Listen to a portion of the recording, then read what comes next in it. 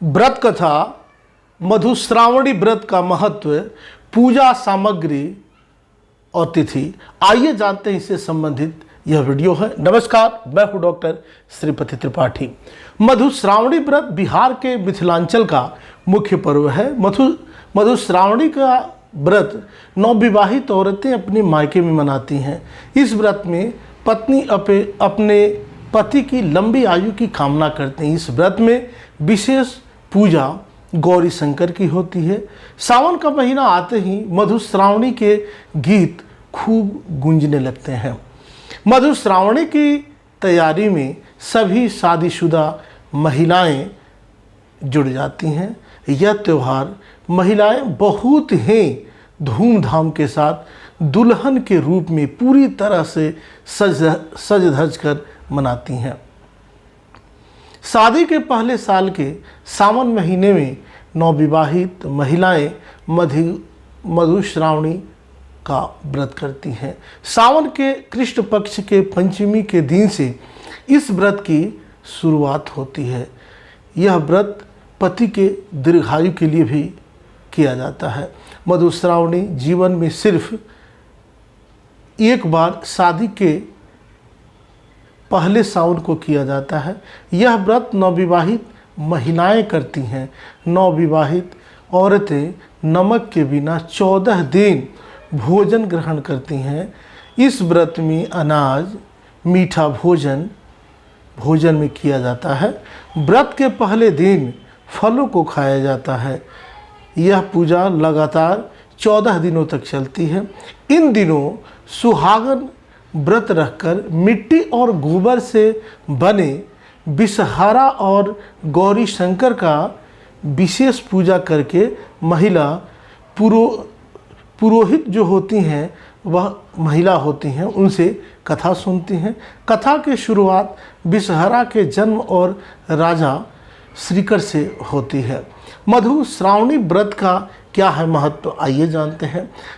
भगवान शिव जी और माता पार्वती से संबंधित त्यौहार मनाए जाते हैं।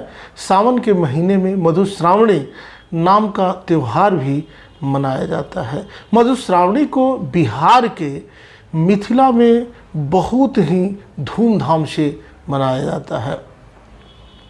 देवी माता पार्वती और देवाधिदेव महादेव शिव जी की पूजा की जाती है।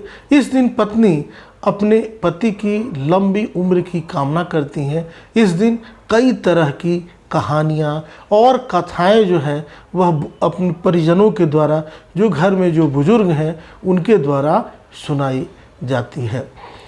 शादीशुदा औरतें फल पत्ते तोड़ते समय, कथा सुनते वक्त एक ही साड़ी हर दिन पहनती हैं। पूजा स्थान पर रंगोली बनाई जाती है। फिर नाग नागिन विषहरा पर फल फूल पत्ते चढ़ाकर मन से पूजा की जाती है। महिलाएं गीत गाती हैं, कथा पढ़ती हैं और सुनते भी हैं। पूजा शुरू होने से पहले नाग नागिन और उनके 5 बच्चे को मिट्टी से बनाए जाते हैं। साथ ही हल्दी से गौरी बनाने की परंपरा शुरू की जाती है। 14 दिनों तक हर सुबह जो नवविवाहित महिलाएं हैं वह शाम में फूल और पत्ते तोड़ने जाती हैं। इस त्यौहार में प्रकृति की भी सबसे महत्वपूर्ण भूमिका है। मिट्टी और हरियाली से जुड़ी इस पूजा के पीछे पति की लंबी आयु की कामना होती है। फूल और पत्ती से, चूँकि सावन में है, इससे जीवन में हमेशा खुशहाली बनी रहे, इसके लिए भी यह पर्व किया जाता है। इस पर्व के दौरान मैथिली भजनों और लोकगीत की आवाज़ हर घर से सुनाई देती है। हर शाम महिलाएं आरती करती हैं और गीत गाती हैं। यह त्यौहार नवविवाहित महिलाएं सज धज कर करती हैं। पूजा के आखिरी दिन पति का शामिल होना बहुत ही ज़रूरी होता है। साथ ही पूजा के आखिरी दिन आपके ससुराल से बुजुर्ग जो हैं या आपके गार्जियन जो हैं वह नए कपड़े, मिठाई, फूल आदि के साथ पहुंचते हैं और सफल जीवन का आशीर्वाद देते हैं और आशीर्वाद से ही जीवन में सब कुछ प्राप्त होता है। ससुराल से आए अनाज से इस दिन तैयार होता है भोजन। यह व्रत औरतें अपने मायके में मनाती हैं। इसमें वह नमक नहीं खाती और ज़मीन पर सोती हैं। रात में वह ससुराल से आए जो शुद्ध अनाज है उससे भोजन करती हैं। पूजा के लिए नाग नागिन, हाथी, गौरी, शिव की प्रतिमा बनाई जाती है और फिर इनका विधिवत पूजन करके फूलों और मिठाई और फल को अर्पित करके किया जाता है। पूजा के लिए रोज़ ताज़े फूलों और पत्तों का इस्तेमाल किया जाता है। यह आप जितने मन से कीजिएगा उतना ही बेहतर परिणाम मिलेगा। गांव की महिलाएं मधुश्रावणी की कथा सुनाती हैं।